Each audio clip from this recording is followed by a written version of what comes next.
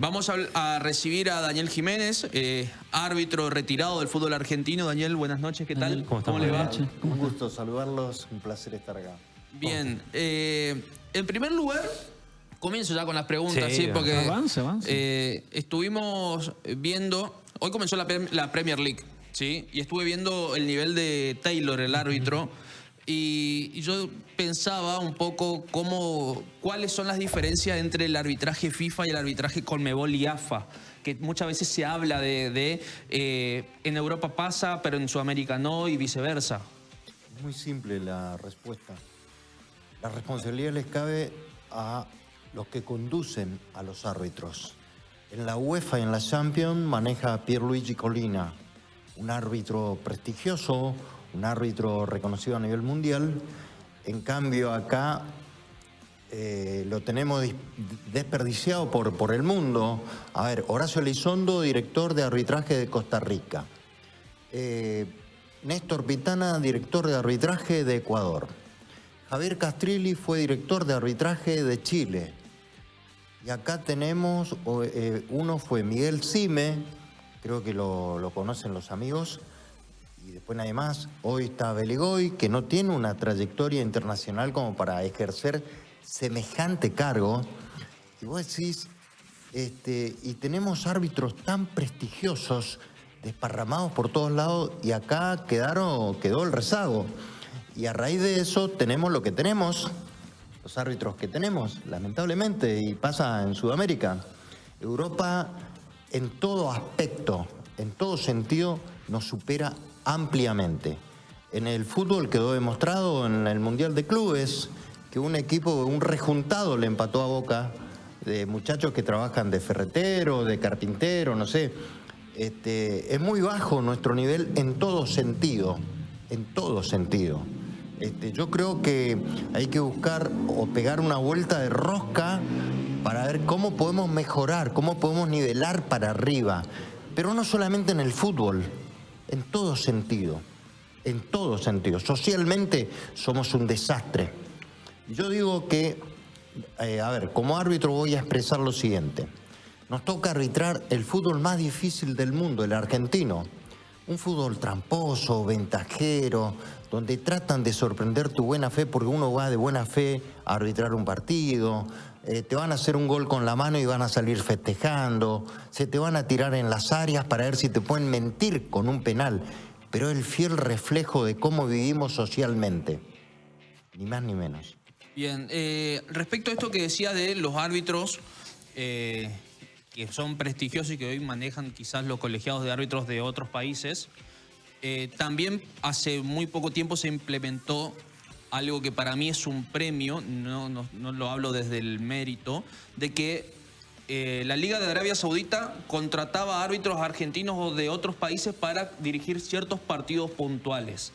¿Qué opinión tenés al respecto de eso? Vuelvo a lo anterior. Nos toca arbitrar el fútbol más difícil del mundo, el argentino. Cuando salís de Argentina, se te hace muy fácil arbitrar en otros países. Me pasó. Yo estuve 11 años como árbitro internacional, a la par de Javier Castrilli, a la par de Horacio Elizondo, y nos pedían de otros países para que vayamos en esa época no había intercambio como hay ahora, pero nos pedían. Me tocó dirigir finales en Ecuador, finales en Colombia, lo mismo a Javier, lo mismo a Horacio.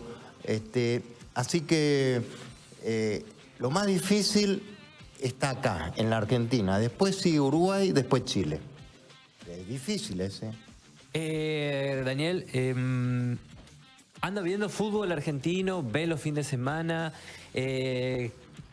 Ya dio un panorama más o menos de lo que opina del arbitraje, pero esto de los 30 equipos en primera división, la cantidad de equipos que hay en primera nacional también, aceleró que los árbitros tengan que también, un cuerpo arbitral muy grande tuvo que empezar también a dirigir primera nacional, primera división. ¿Eso por ahí hizo que no terminen su formación como correspondía o cómo lo ve? Bien, primero quiero dejar bien en claro que no pasa solamente por el arbitraje, pasa por el fútbol en general. Por el fútbol en general. Todo va de la mano. Los árbitros, los jugadores, los técnicos. Con respecto al tema de los 30 equipos, es un desastre. Es un desastre. Nosotros tenemos que observar de otras ligas, de las mejores ligas, cómo están compuestos, cómo se desarrolla ese torneo. La Premier League, la Liga Española, la Liga Francesa, y seguir el ejemplo, no hay mucho para inventar. Si a ellos les va bien. Después, otro tema, por ejemplo, las sociedades anónimas deportivas.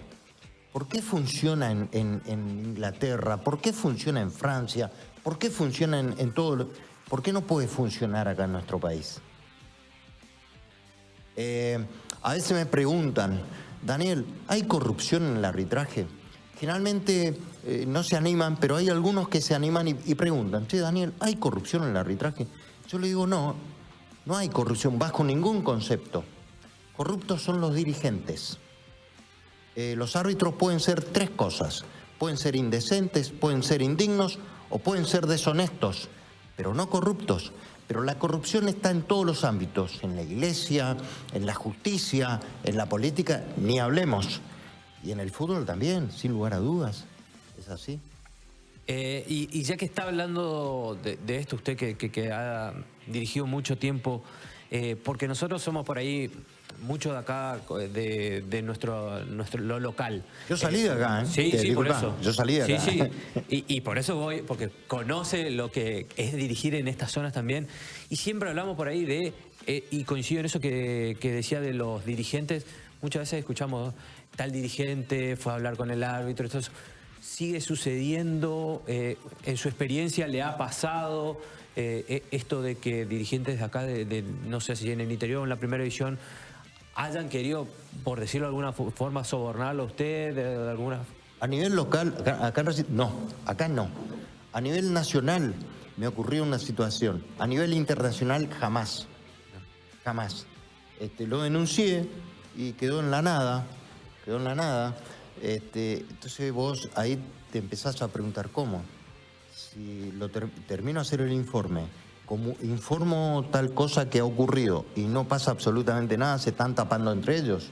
Hay una convivencia ahí, evidentemente. Sin lugar a dudas, pero eso no tengo la menor duda.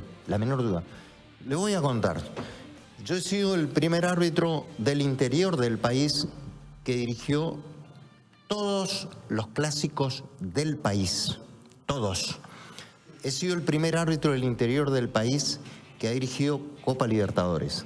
He sido el primer árbitro del interior del país que ha dirigido eliminatorias para Francia 98, para Japón y Corea 2002 y para Alemania 2006. He sido el primer árbitro del interior del país en dirigir un mundial juvenil. Me fui a dirigir en Trinidad y Tobago en el año 2001. Les abrí el camino a todos los árbitros del interior del país.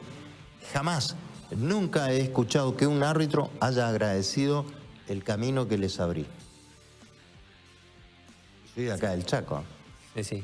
Y dirigí todos los clásicos de acá de Resistencia, en nuestras canchas polvorientas. Yo salí de acá.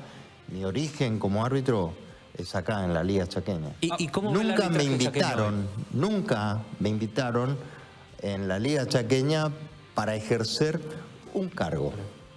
Entonces digo, cuánta mediocridad, pudiendo aprovecharme con toda la experiencia adquirida durante tantos años en la alta competencia, y bueno, así estamos. El torneo de la Liga es un campeonato de barrio. Hay 700 equipos, no sé cuántos equipos hay. En la B no sé cuántos equipos hay. La verdad de las cosas se ha nivelado muy para abajo. Hablaba recién de que no existe la corrupción en el arbitraje, pero marcó 3 ítems del cual quiero agarrarme uno, que es de el árbitro puede ser deshonesto. Y el año pasado, nosotros con Agustín y con los chicos de deportes hablábamos mucho lo que pasó, por ejemplo, en Bolivia con árbitros que apostaban y que también en Argentina se denunciaron en categorías inferiores, digamos, de ascenso, y que se pudieron comprobar que árbitros tomaban decisiones acorde a ciertas apuestas deportivas, quizás financiadas por alguien de mucho mayores ingresos que los contactaba. ¿Pasa con los jugadores también? Sí. Pasa con los jugadores, no solamente con los árbitros. Yo creo que no es beneficioso el tema este de las apuestas en el deporte. Da justamente para esto.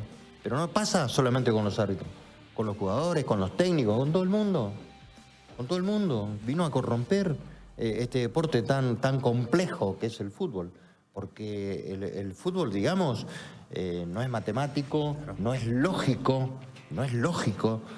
y a las pruebas me remito. Hay partidos que voy a decir, este le va a ganar a este y no pasa, no ocurre. Sí, sin ir más lejos, algo que yo hace poco se lo digo a Agustín, uno se encuentra con distintos clips en redes sociales, que tienen lo bueno y tienen lo malo, las redes sociales, y que ciertas personas o ciertas cuentas marcaban de que cada partido que al PSG le tocaba iniciar, mover la pelota, terminaba en un lateral. Y que la gente ya sabía que en los primeros 10 segundos había lateral para el equipo contrario. Sí, era una estrategia, no una táctica. Porque son dos cosas distintas. Exacto. Táctica, estrategia, y acá en la Argentina usamos la estratagema. A veces me preguntan, che, Daniel, ¿puedes definir qué es táctica, qué es estrategia y qué son las estratagemas? En 2 segundos lo resuelvo. La táctica es la ubicación de los protagonistas dentro del terreno de juego. Y se puede aplicar diferentes sistemas, 4-4-2, 4-4-3, etcétera, etcétera. Esa es la táctica. La estrategia, ¿qué es la estrategia? Es cómo se va a mover, en base a qué se van a mover esos protagonistas, esos jugadores. ¿Y qué son las estratagemas? Las estratagemas son los artilugios o las artimañas que van a utilizar los protagonistas para tratar de sorprender al adversario y al árbitro. Así. Las 3 cosas se utilizan. Me decías, discúlpame, yo me fui por... No, que justamente, a ver, los árbitros también identifican muchas veces acciones de los jugadores, y lo traigo un poco a esto del tema de el hacerse amonestar. Hoy en día con tantas plataformas para mirar partidos, cosa que antes era más difícil, también lamentablemente el tema de las apuestas deportivas trae mucho a esto de que las casas de apuestas recauden más, las casas de apuestas que llegaron a los clubes, que llegaron a las asociaciones, es decir, a las distintas federaciones y demás. ¿Cómo un árbitro quizás desde adentro se da cuenta y puede combatir eso? No lo puede combatir, no debe combatirlo. No está para eso. No, él está para aplicar las reglas. Pero si un jugador, por ejemplo, está buscando ser amonestado, ¿vos te das cuenta que está buscando ser amonestado? A ver, si transgrede, si me da la posibilidad de amonestarlo, y lo tengo que amonestar. Claro. No es problema mío. Es problema de él, que habrá hecho algo que está fuera de lo que me corresponde a mí. No, eso absolutamente. Yo te voy a contar. En mi época nos tocaron jugadores bastante complejos. Complejos, digo, porque trataban de alguna forma u otra de engañarte, de mentirte, de, tener un Orteguita, un Barros-Cheloto. Bueno, esos jugadores nosotros... El caso de Ortega. Ortega en su momento... ¿Quién fue el que más sabía que... Para mí el jugador más difícil que me tocó fue el Beto Acosta. El Beto era... El Beto Acosta. Pero tuve la suerte de arbitrar jugadores muy, muy prestigiosos. A Maradona lo arbitré 6 veces, lo arbitré a Zinedine Zidane, a Ronaldo el fenómeno, a Ronaldinho, a Rivaldo, el que jugaba en el Barça, a Francesco, a Riquelme, a Orteguita, a la Bruja Verón, que verdaderamente a la Bruja lo admiraba por su elegancia, por cómo se manejaba, cómo corría la Bruja Verón.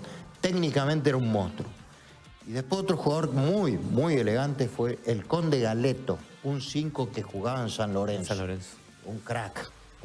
Me tocaron jugadores verdaderamente de muy alto nivel.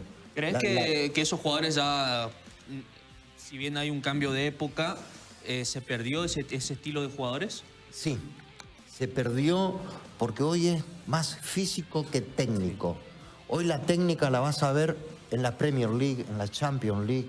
Jugadores que juegan rápido y técnicamente son muy buenos. Muy buenos. fíjate cómo resuelven en espacios reducidos y cómo salen, y obligatoriamente en Europa el arquero debe saber salir jugando con los pies. Sí, Debe saber, olvide, todos juegan, todos, absolutamente. Están el chico McAllister decía una gran verdad los otros días. El fútbol sudamericano está muy lejos de competir con el fútbol europeo. Y se demostró en el Mundial de Clubes. Lamentablemente al día siguiente Botafogo le gana a PSG, pero fue un caso, no lo digo aislado, pero como que le quisieron pegar a McAllister por eso, porque justo el campeón de América le gana al campeón de Europa, pero después con el pasar de la competencia quedó demostrado de que fue uno entre tantos partidos. Bien, cuando yo te decía anteriormente que no hay lógica en el fútbol, esa es una. Claro. Esa es una. Pero es apasionante este deporte, y por eso es tan, digamos, convocante el fútbol. Lo mira todo el mundo. Y el arbitraje a veces me pregunto, che, Daniel, ¿es difícil el arbitraje? Le digo, no. El arbitraje no es difícil, tampoco es fácil, es complejo. Es complejo porque tenés que resolver cosas, tenés que tomar decisiones sobre la marcha.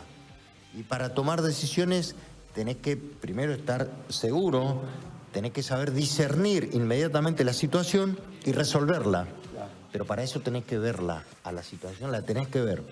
Y para ver tenés que tener ubicuidad, estar en el lugar preciso en el momento justo.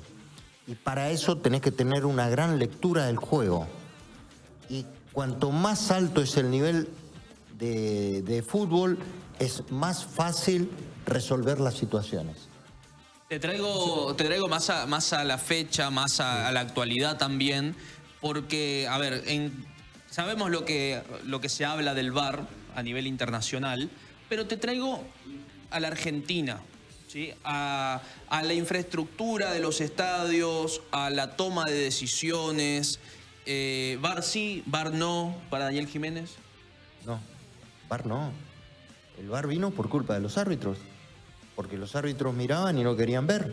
¿Cómo puede ser que en la Argentina Elizondo, Jiménez, Castrilli veían los penales cuando agarraban a un jugador dentro del área penal en un saque de esquina? ¿Cómo Jiménez, Castrilli, Elizondo, una patada atrás era roja y para el resto no? Y en Mirá, todo el mundo... Eso, yo lo llamo desde el lunes la ley Barracas.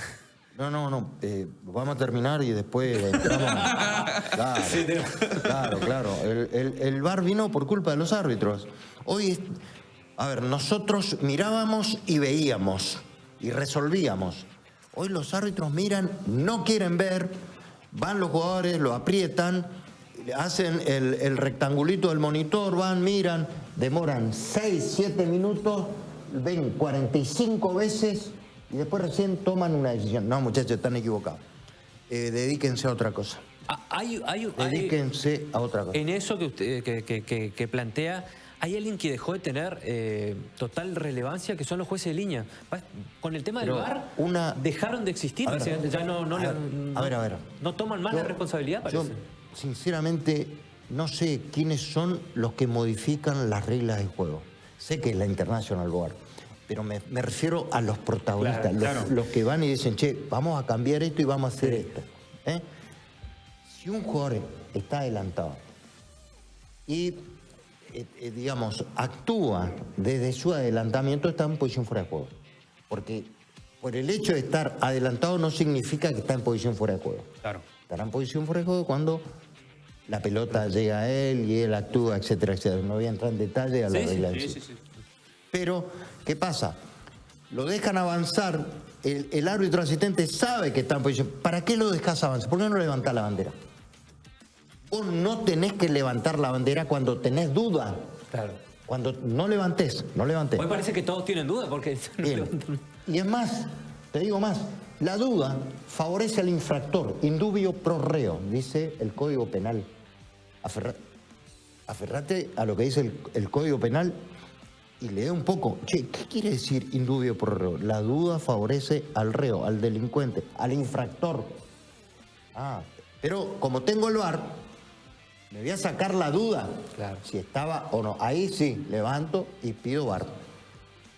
No sé si soy claro con el concepto. Y te pregunto también esto porque nosotros quizás como espectadores, no como deportistas, pero quizás nosotros también conocemos el reglamento. ¿Pero los jugadores conocen el reglamento? ¿Saben de fútbol? Mirá, no conocen los periodistas, no conocen los jugadores, no conocen los técnicos las reglas del juego.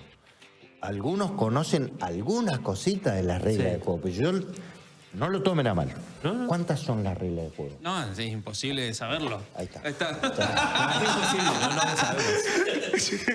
¿Entendés? Claro. Es muy simple.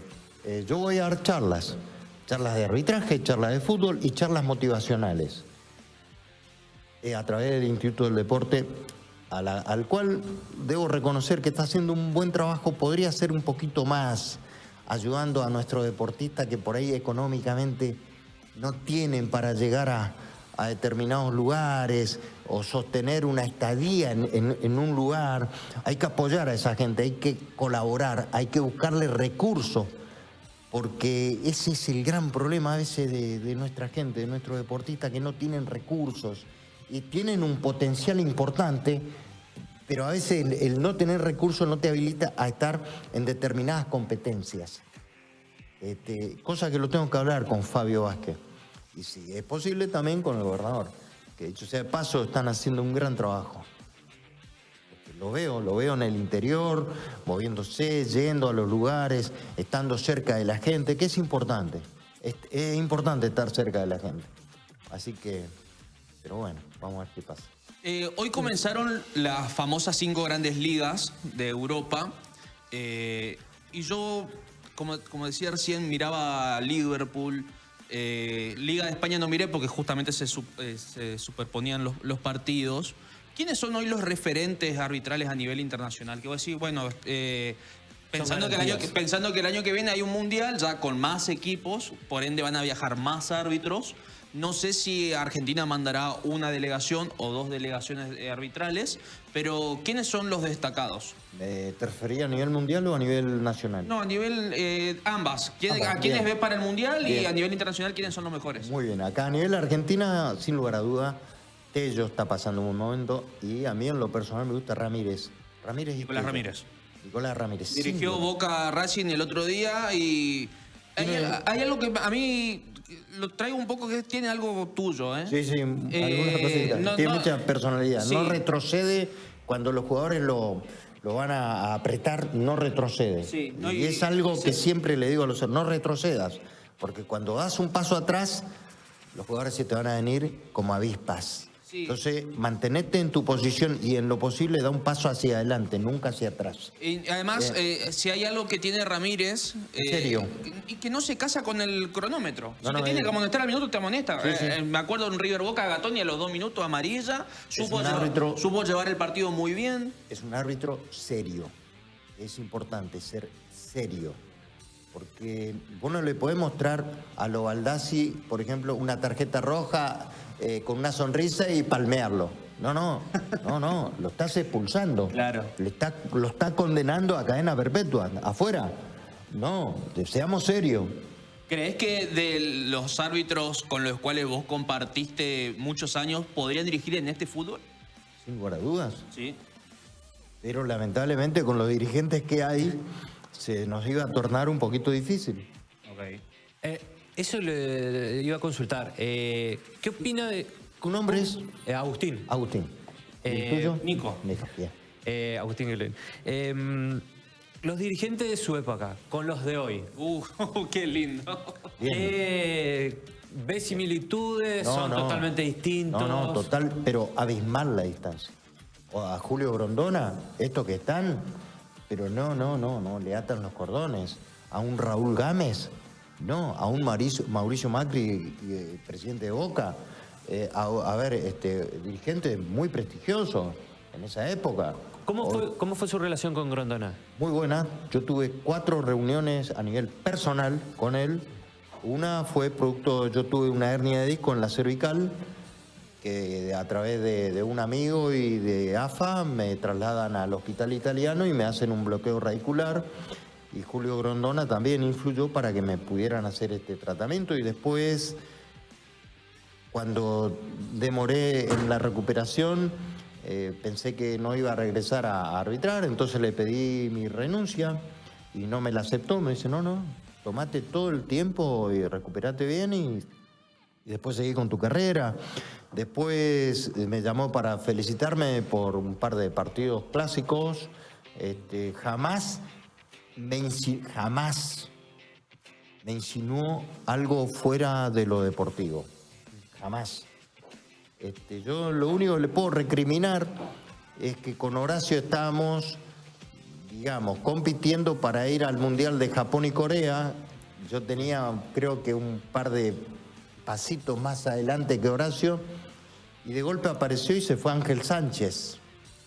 Y no podíamos, recuerdo que fue no una podíamos lección de entender con Horacio cómo fue que nos caminó por el costado o por atrás y se fue él al Mundial y nos quedamos los dos afuera. Y en 2006 Horacio le toca el caso Zidane en la final con Materazzi. Sí, partido inaugural Horacio y partido final Horacio. Cosa que repitió Pitana después. Sí, pero lo hizo 2 veces. Claro. Pitana fue un caso muy particular. Me lleva Tati Velázquez, me dice, ese fin de semana estaba libre y Pitana dirigía el torneo del interior. Dirigía Sarmiento y Boca Unido en cancha de Forever, porque la cancha de Sarmiento se estaba refaccionando. Y me dice Velázquez, Daniel, vamos a ir a ver a un árbitro, un misionero que anda muy bien. Fui, lo vi, le digo, no le digas que voy a ir, porque si no, viste, por ahí va a tener... Se condiciona. Bueno, entonces fuimos, lo vimos y le digo, Tati, este es bueno. Y fui después al vestuario, lo saludé y le digo, Néstor, la verdad me sorprendiste. Tenés un futuro muy promisorio en esto. Cuídate, entrená, estudiá. Yo voy a tratar de hablar en AFA para que te tengan en cuenta. Él estaba haciendo el curso nacional. Fui, hablé, tenemos un árbitro misionero así, asá. ¿Cómo se llama? Néstor Pitana. Bueno, y después corroboró lo que vimos y llegó a lo que llegó Néstor, verdaderamente. Después tuvimos un par de encuentros en donde me agradeció, che, Daniel, me dice, la verdad las cosas. No, vos no me tenés que agradecer nada. Esto es como el boxeador Néstor, le digo. A vos te pueden preparar, vos podés entrenar, pero al final el que entra a la cancha sos vos, no yo. Claro. Y las cosas las tenés que realizar, ejecutar vos, no yo. La ejecutaste y la realizaste realmente muy bien porque los logros están a la vista. 2 mundiales, una final del mundo, no es poca cosa. Y lamentablemente hoy lo tenemos de director en Ecuador. ¿Vos podés entender eso? Es un poco difícil y yo creo que cada vez es más difícil entender, bueno, de por qué con todo lo que pasa en el arbitraje argentino siguen estando los que están. Porque, a ver, con todos los casos que ha pasado, es como que en un momento uno piensa, es momento de cambiar de aire. Así como a veces en un equipo se cambia de técnico, eso, creo que también en el arbitraje falta un cambio. Sin lugar a dudas. Sí, pero falta un cambio de los que conducen, de los que dirigen a los árbitros. Vamos a comenzar desde ahí. Y después vamos a empezar a decirle a los que no... Pues tiene que haber premios y castigos. En nuestra época vos dirigías mal y te paraban 2, 3 fines de semana. Sí, recuerdo que pasaba eso. Y musarela, o sea, a callarse la boca porque te fue mal, acá están las pruebas, listo. Vos ves acá unos desastres y lo ves al fin de semana siguiente dirigiendo un clásico. Decís, pero ¿cómo si este muchacho no está en condiciones de...? Y bueno, así estamos. Y bueno, muchas veces pasa esto que sale el director de arbitraje, Beligoy, en este caso, a justificar la toma de decisiones del árbitro de polémica del fin de semana, como avalando que la decisión estuvo bien, pero quizás para la opinión popular no es así. O sea, creo que ahí también está parte de no hacer media culpa y decir, sí, la verdad, te equivocaste, durante las próximas 2 fechas no vas a dirigir, pero agarro un poco lo que dice Agustín. 30 equipos quizás hace que se aceleren los procesos y que no tengas un reemplazo natural para ese árbitro que se mandó un moco. Sí, totalmente. A ver, cuando digo premios y castigos, digo que hay que remarcar y buscar la meritocracia. El mérito. El árbitro que dirige bien sigue arbitrando. El árbitro que dirige mal y sigue dirigiendo mal, lamentablemente no está para esta categoría, tiene que bajar. Claro. O dedicarse a otra cosa. Pero acá el problema es que a veces no tenemos, no sé si la autoridad, no tenemos el carácter de decirle, mirá, yo creo que este rol o esta función o esta actividad no es para vos. Creo que le estás errando o le erraron los que te aconsejaron ser árbitro. Dedícate a otra cosa. En ese aspecto, yo en lo personal, yo no tengo problema en decir si algo está mal, voy y lo expreso de la mejor manera, con todo el respeto, con toda la educación, pero te lo digo. No voy a andar por atrás a ver, che, cómo lo tiramos al costado este. No, bajo ningún concepto. Una pregunta ya en lo personal. Cuando usted mira fútbol, Sí. ¿qué ve? ¿Fútbol o ve el arbitraje? Miro fútbol técnicamente, lo miro al árbitro y miro el desarrollo del juego. Trato de no mirar la pelota, trato de mirar todo. Pero eso es una cuestión, digamos, que lo aprendí como árbitro. Claro. No se corre detrás de la pelota, se corre detrás del juego. ¿Cómo? Sí, la pelota puede estar allá, pero vos tenés que estar viendo que esa pelota puede venir acá, al medio. Entonces, buscá qué jugador está libre. Estás leyendo el juego. Y me pasa eso cuando miro un partido de fútbol. Suele ir a las canchas también a veces, porque en la cancha tenés la visión que no tenés en la tele. No voy a la cancha, ¿No? a ninguna. Y eso que me invitan, vamos a ver la selección, no, le digo, no. Yo dirigí 1.500 partidos de alta competencia. 1.500 partidos de alta competencia. Voy a la cancha, me pasó un par de veces y por eso no voy más. Ok. Daniel, eso fue penal. Bueno, pero hay una autoridad ahora. Claro. Digo, no, pero yo estoy acá, yo no resuelvo nada, no. Sí, claro. Entiendo. Entonces no voy. Usted sabe, Daniel, que el muchacho que está ahí atrás de amarillo, el productor, él no va a la cancha, él es hincha de River, yo también, y yo suelo ir a la cancha y me dice, no, me quedo en mi casa. Y a veces estando yo en el estadio y él acá me dice, ¿vos viste lo que cobró? ¿Entendés? O no se entienden algunas jugadas que en la tele, porque también pasa esto, la multiplicidad de cámaras,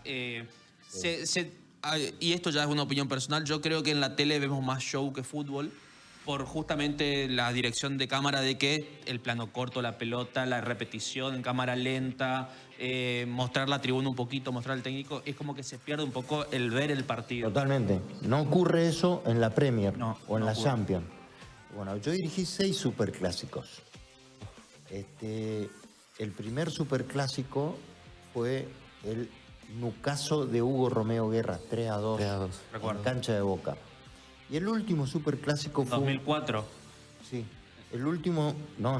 No, el de primer Nucaso superclásico Guerra, fue 1996. 29 de septiembre Claro, del pero 96. el del 2004 fue el gol de Pipino Cueva y la Gata Fernández, si no me equivoco. Ah, Exactamente. Ese fue el último Es el último. superclásico que arbitré. Hice la tarea. Ese fue el último. Sí. Y bueno, en el primer superclásico estaba con Ernesto Taibi, que había venido del Mundial de Estados Unidos, y Darío García eran mis asistentes. Y Ernesto me dice, Daniel, vamos a entrar 10 minutos antes a la cancha para que te ambiente, porque este es un partido diferente al resto. Digo, no, Ernesto, no hace falta. Vamos a entrar, Daniel. Entramos a la cancha. Y verdaderamente era otro ambiente, era otra cosa de otros estadios, las dos hinchadas, y entraron los dos equipos con la terna arbitral. Entramos, ¿viste cuando bombardearon Irak? Las tropas aliadas, bueno, fue más o menos parecido. Una cosa increíble fue. Se extraña Bueno, eso, ¿eh? En no. este fútbol de las dos hinchadas, Sí, los papelitos, cada sí, uno por su manga. Sí, por ahí me pregunté, ¿extraña el arbitraje? No extraño nada. Extraño más mi primera profesión, el ejército, donde dejé muchos camaradas con los cuales estoy en contacto, no así con los árbitros o con el fútbol. mi primera profesión es la de militar. Sí. El arbitraje vino de casualidad, lo transformé en una causalidad y me preparé para la oportunidad. Pero todo eso va de la mano de mi disciplina, que mi disciplina la formé a través del ejército. Te traigo algo más sobre eso. ¿Te faltaron el respeto a los jugadores por tu otra No, jamás. trabajo, no? Jamás. Aparte, un detalle. Siempre los traté de señor. Siempre a los jugadores, nunca por el apodo. Salvo uno que me dijo, Daniel, sacate la gorra. A mí decime Chipi. El Chipi Garijo. Sí, El Chipi Garijo. Bueno, a partir de ahora no te voy a decir más señor. A partir de ahora te digo Chipi. ¿Estamos en claro? Y si todo el mundo me dice Chipi, me dice, listo, yo también te voy a decir Chipi. Pero vos a mí me tratás como corresponde. ¿Estamos? Sí, Daniel. Sí, perfecto. El único. Después el resto todo es señor. ¿Por qué? Porque si yo te trato de señor, te estoy pidiendo que me trate de la misma forma. Fácil. Eso, ¿cómo era el trato con los jugadores? Calculo que antes se trataba de jugar más, o había los personajes, pero hoy se habla mucho, se busca, es muy mañoso, pero antes como que se trataba de jugar un poquito Antes más. había jugadores con más personalidad. Hoy son todos quejosos. Hoy son todos quejosos. Por cualquier cosa van. Pero yo les echo la culpa a los árbitros. Les echo la culpa a los árbitros que permitan. Nosotros no teníamos esos problemas. Nos plantábamos. A ver, Castrilli. ¿Le protestaban a Castrilli? ¿Ustedes lo vieron a Castrilli? Tenía cierto respaldo Castrilli de... Sí, no. Claro, No. tarjeta Bien. Horacio. y se cortaba. Chau. Ley pareja no es rigurosa. Claro. Ley pareja no es rigurosa. Y nos manejábamos de esa forma y no teníamos problema. A ver, partido River Racing, cancha de River. Comiso le pega un puntín Sí. a Bedoya. Lo veo, le saco la roja y me dice, Daniel, ¿lo viste vos? Y si te estoy echando porque lo vi. Me pasa la mano y se fue. Claro. David Comiso, un salvaje, un salvaje. Me pasa la mano y se fue. Va de Michele al arco. Y viene el gol de Pipino en la contra. Ejecuta. Le salvaste la carrera a Cuevas. Porque de ahí se va al Mundial de Japón y Corea. Qué personaje, realmente, qué buen pibe, qué lindo personaje, Pipino Cueva. Me ha tocado jugadores verdaderamente, inolvidables, por así decirlo, ¿no? ¿Qué técnico era el que vos decías, voy a dirigir tal y está tal técnico? No, che, no todo. me pasó con ningún técnico que tengamos, digamos, ciertas diferencias. No, este es muy pesado. No. ¿Un Ramón Díaz en su época, no? No. Eran- No. Creo que el que más por ahí protestó y fue y lo encaré fue a Pasarela. El único. Después Bilardo no, Ramón Díaz no, Merlo no, el Coco Basile no. No, éramos muy respetuosos. No, pero además también... Pero yo creo que el respeto uno se gana, che. Sí, pero muchos técnicos consagrados. Hoy el fútbol argentino no tiene tantos técnicos consagrados como antes. Totalmente de acuerdo. Entonces es como que existe esto de la queja, de al cuarto árbitro lo vuelven loco. Cosa que antes, a ver, se le hablaba al cuarto árbitro. En su momento tuvieron que implementar un quinto árbitro para que respalde al cuarto. Pero creo que los técnicos de antes también tenían como ciertos códigos que hoy no se conocen. Esto se resuelve fácil, ¿eh? Esto se resuelve fácil. Vení, protestá una vez, se te advierte. La segunda se te expulsa. Tal cual. Hoy existe esto de la zona de capitanes. Está muy bueno esa. Que Esa no existe, básicamente, bueno, porque no... Está muy bueno, pero no lo aplican. No lo aplican. Está muy bueno, no. Y ahí- Mira, vos sabés que a veces cuando voy a dar charlas hablo del origen del fútbol. Pero antes de hablar del origen del fútbol, hablo del origen del rugby. El rugby en el Reino Unido y especialmente en Inglaterra hay una frase que dicen que este es un deporte jugado por villanos el rugby es un deporte de villanos jugado por caballeros. Un deporte de villanos jugado por caballeros. El fútbol es un deporte de caballeros jugado por tramposos y ventajeros. ¡Qué verdad! ¡Qué verdad! Y vos sabés que se han modificado muchas reglas en el fútbol viendo el efecto que producen las reglas del rugby. El respeto que tienen los jugadores del rugby hacia el árbitro. Hacia las decisiones del árbitro, pero el árbitro explica cada una de las cosas, de las decisiones que toma. Yo lo amonesto por esto, esto y esto. Tac, 10 minutos afuera. Perfecto. Eso también estaría bueno, aplicar una tarjeta azul, ponele. Claro. Para que aquel jugador que no tiene un comportamiento adecuado, se le mete una tarjeta azul de 5 minutos afuera para que se enfríe, para que baje los decibeles y después que vuelva. En Argentina, respecto también al tema tarjetas, si bien el promedio de tarjetas, por lo que estuve analizando, es de 3 tarjetas, 4 tarjetas por partido aproximadamente. Hay partidos como el de Racing y Boca que tuvieron un poquito más. Los superclásicos tienen muchas más tarjetas porque se juega, quizás se corta más el juego, entonces el árbitro termina decidiendo por amonestar. Pero hay algo que en el fútbol argentino y que yo no coincido con que ser campeón del mundo avala a todo lo que pasa, que bajó mucho el tiempo de juego neto. Y yo veo que en otras ligas, si se pierden 7 minutos, son 7 los que se recupera, más los cambios y demás. ¿Por qué en Argentina pasa esto de que quisieron en su momento implementar? En el Mundial pasó, si había que adicionar 10. En Argentina, Holanda, Argentina, Países Bajos, se adicionaron 10 minutos y uno decía, ¿con qué necesidad? Pero si te pones a ver el partido, son 10 minutos lo que había que recuperar. ¿Por qué en Argentina no se termina de tomar esa decisión? Y te pregunto nuevamente, ¿por qué crees que bajó el tiempo de juego neto? Te voy a contar una experiencia que me tocó vivir. El último partido que yo arbitro fue San Martín de San Juan, Huracán. Ok. En San Juan. Era el ascenso. Sí. La promoción, claro. El ascenso de Huracán o de San Martín. Los porteños son muy bichos. Me acuerdo de la imagen.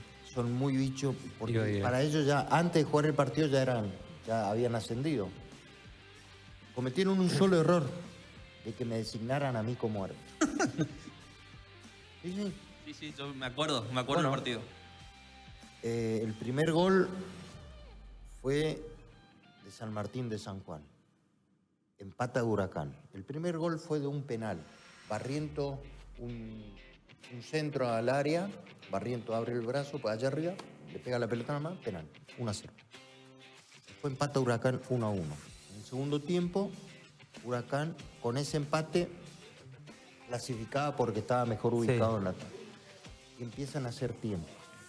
Empiezan a tirar. Y a cada uno de los jugadores que se tiraba yo le decía, Arano, Carlos Arano, todo el tiempo que demore lo voy a recuperar. ¿Está claro? Sí, no, lo que pasa, tengo una contractura en el gemelo. No hay problema. Todo el tiempo yo lo voy a recuperar. Porque me agarran de viejo, con toda la experiencia del mundo, y lo peor que le puede hacer a un árbitro veterano viejo es tratar de pasarlo al cuarto. Bueno, cuando hacen el 2-1 y vamos al tiempo adicional. Cuando marco el tiempo adicional se querían suicidar. Marqué 8 minutos. Es tu imagen caminando hacia la cámara y marcando. A propósito. El tiempo. Sí. A propósito le dice. Sí. Pero a cada uno de los jugadores le advertí. Estaban los médicos atendiendo. Todo el tiempo que demoremos lo vamos a recuperar. Hoy me dan la razón. ¿Por qué no hacemos todo lo que hacía el sargento o Daniel de adicionar todo el tiempo que demoraban los jugadores? En la Premier, en la Champions, si tienen que adicionar 10 minutos, ni un problema, nadie se queja. El respeto. En Inglaterra van a ver una obra de arte. Sí. Una obra sentados, todo bien, sin tejido. Y eso que eran unos salvajes. Eran unos salvajes. Hay un árbitro en Argentina que siempre es muy cuestionado y lo vemos en redes sociales, que es Espinosa, que tiene cierto temperamento o tiene actitudes donde él quizás atropella al jugador, haciéndose quizás muy efusivo. Y uno dice, ¿por qué se permite esto? Porque, o sea, las imágenes son claras. Quizás en un partido que no es televisado te lo cuentan y no lo crees. Pero cuando uno lo ve, ¿por qué se permite eso? Te voy a explicar una cosa. Cuando el árbitro quiere tener protagonismo, cuando quiere ser la figura de la cancha, está totalmente fuera de lugar, está totalmente equivocado. Los protagonistas son los jugadores, la gente va a ver a los jugadores. Y si no estás capacitado para pensar lo que vas a resolver, la decisión que vas a tomar, fíjate si te puedes dedicar a otra cosa. Y aparte un detalle, no tienen claro el sentido de la palabra autoridad. Ese es el gran problema. Entonces le tenés que explicar. Señores, a ver, Espinosa, explícame en 2 palabras el significado de la palabra autoridad. Y te va a quedar mirando. No vas a saber qué responder. Autoridad significa autorizado a. Bien. Pero autorizado a te lleva a que vos estés preparado para tal efecto. Tenés que estudiar, tenés que entrenar, tenés que estar a la altura de las circunstancias en el rol que vas a ocupar. Y te traigo una última de mi parte, porque yo creo que más allá de que en su momento cometió un error o no lo acompañó su lineman, a Diego Ceballos en esa final recordada Boca Central, ¿crees que la sanción fue muy dura para con él? Primero fue muy grosero el error. Sí. Yo te voy a explicar una cosa. Las líneas perpendiculares las debe tomar el árbitro. Las líneas horizontales o paralelas a la línea de meta la toma el árbitro asistente. Esta era una línea perpendicular. El árbitro. La tiene que tomar el árbitro. No hay problema de línea. Okay. Aparte, 1,5 metros afuera. Metro en una final. El que lo designó se equivocó. Ok. Pero la sanción para vos está bien, más de 2 años. Sí, sin dirigir estuvo primera parado división. bastante tiempo. Fue muy grosero el error. Ok. Fue extremadamente grosero el error. Más en una final, me quedo con eso. Retomo el partido San Martín de San Juan y Huracán. ¿Ese usted ya sabía, ya lo tenía planificado que iba a ser su último partido? No, pero... O todo lo que pasó muy bien. de vino. No, muy bien, muy bien, muy bien. Muy buena tu pregunta, muy poco me la hacen. Cuando ya me empezaba a fastidiar, estos 6 meses antes, me fastidiaba hacer el bolso, me fastidiaba ir al aeropuerto, me fastidiaba ir al hotel, empecé a pensar, che, esto ya creo que llegó al epílogo, llegó al final de, ya no lo banco más. Yo creo que voy a tener que tomar una decisión y retirarme. No me hubiera gustado retirarme así. Me hubiera gustado retirarme de otra manera. Cuando me quieren sancionar, porque quisieron sancionarme Eso en AFA. por eso. Para. Sí. Me quieren sancionar en AFA y no acepto. Yo no acepté la sanción, bajo ningún concepto. Me querían sancionar 2 meses. Sí. Entonces yo tenía excepcionalmente 2 años de contrato. Generalmente los contratos son anuales. A mí el presidente AFA me hizo un contrato por 2 años. Fui el único árbitro al cual le hicieron un contrato después de ser FIFA, porque ya no era más internacional. Sí. 2 años más de contrato. Y yo tenía recién 6 meses. Y fui y presenté mi rescisión de contrato. No, listo, no. O sea, No dirijo más. Pero, y estaba, sí, estaba bien físicamente. Claro. No estaré como ahora, pero estaba bien físicamente. Pero ya la cabeza ya no era la misma. Sí, porque siempre quedó como a ver, y entiendo que viene más del periodismo porteño, de instalar no, AFA lo echó, fue... No, pero, yo rescindí mi contrato. Tenía 1,5 años más todavía. Y después, si quería seguir, podía seguir hasta los 50 años, ponele. Pero, a ver, fueron 15 años en la alta competencia, de los cuales no vi cosas importantes con mi familia, con mis hijos, con mis amigos, días de, ponele, cumpleaños de mis hijos, día del niño, día de la madre, aniversarios, todo, me los perdí todos, 15 años. Yo llegaba el domingo a casa, el martes venía la comunicación de Conmebol, tienen que dirigir en Colombia partido de Copa Libertadores.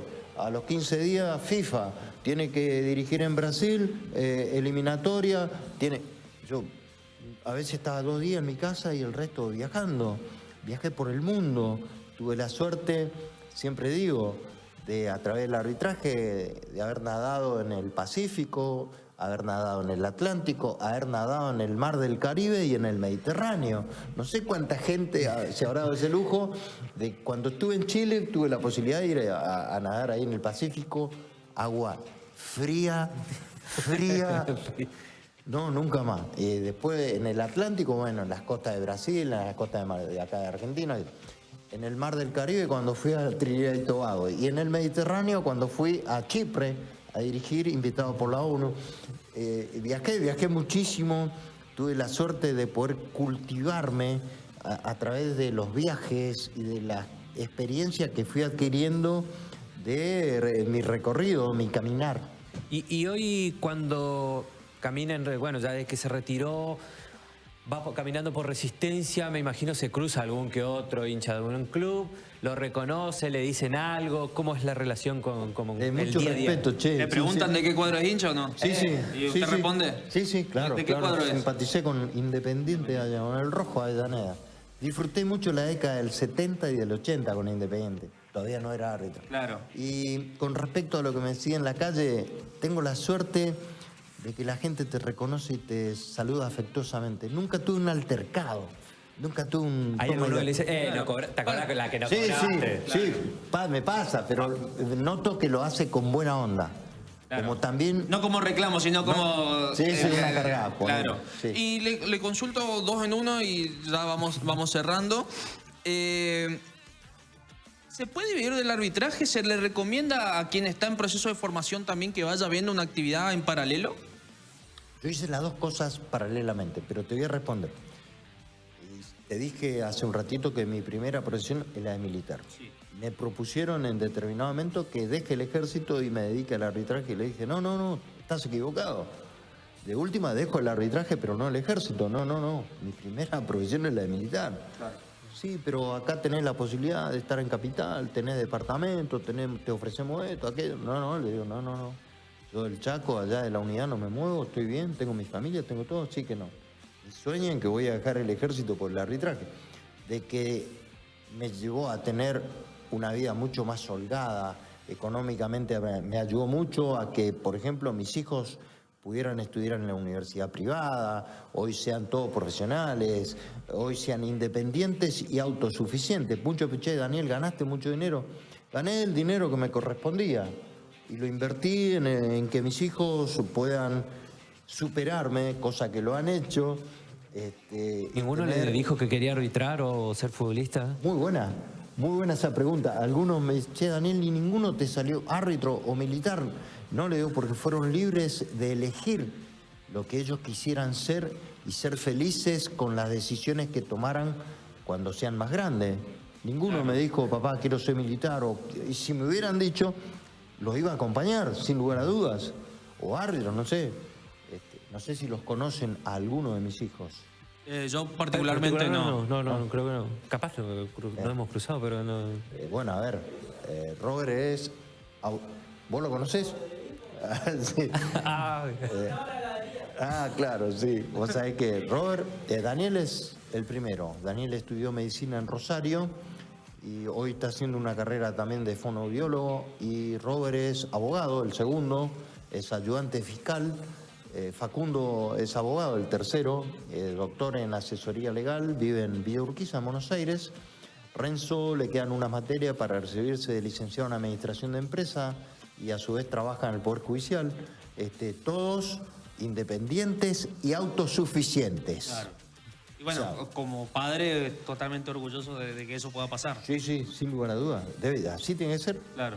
Así bien, debe Daniel. ser. Nosotros le agradecemos por haber venido. Podríamos estirar una hora más, pero para nosotros es muy importante tenerlo acá porque hablamos de muchos temas de que quizás en otros lugares no se puede hablar, no se puede preguntar de cierta forma, o estamos condicionados por el tiempo también. Y bueno, más que nada agradecerle, aprovechando que está acá en la ciudad de Resistencia. Y bueno, las puertas también de acá cuando tenga alguna actividad, algo que quiera contarnos, están abiertas, bueno.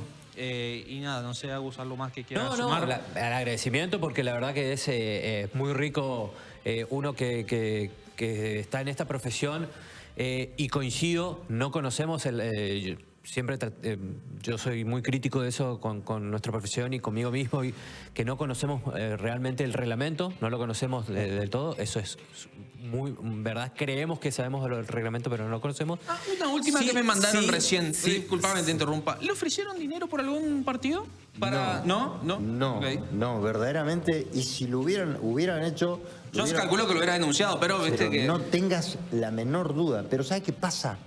Se dan cuenta, yo creo que vos te das cuenta en ciertas actitudes. Lo ves venir. Si lo podés encarar o no para ofrecer. Se me hace que es así.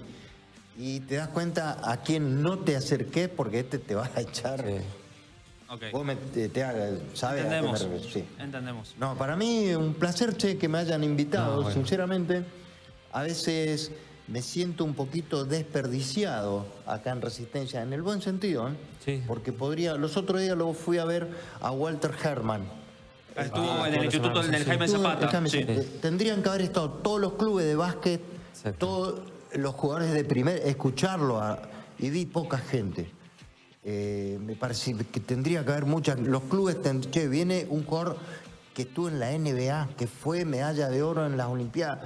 Tenemos que ir todos a escuchar. No sé si pasa que no hay difusión. Creo que hay una falencia y nosotros somos bastante críticos respecto a eso. Nosotros tenemos una medalla de oro también que a veces, Claro. yo también considero que a veces lo despreciamos como el Colorado Volkovich, que también es un medalla de oro, es nuestro, es chaqueño también, y muy poco a veces lo vemos. Nosotros creemos que a nivel comunicación, más allá que nosotros trabajamos hace mucho, muchas veces no depende en sí del periodista, sino de quienes manejan los medios, no saben identificar o no tienen a la gente preparada para cubrir ciertos eventos. Acá hay un campeón del mundo, desperdiciado.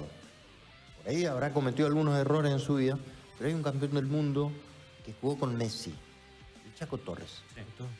Chaco Torres tiene 1000 cosas seguramente para contarles su experiencia de haber compartido un mundial con Lionel Messi, con el Kun Agüero, un equipo de aquellos, y que por ahí si les quiere contar los errores que pudo haber cometido en su vida a nivel personal, pero en lo deportivo le podrían sacar el jugo. Sí, aparte un sí, chico, totalmente.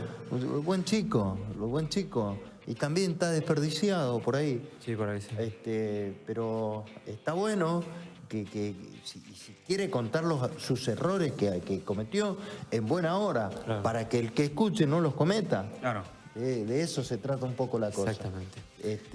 Y me duele mucho que no haya salido ningún árbitro después de mí de acá, de la Liga Chaqueña, y que pueda estar compitiendo ahí en la alta competencia. Me duele mucho, pero bueno, lamentablemente hay una mediocridad enorme a nivel dirigencial y de ahí para abajo en la Liga Chaqueña.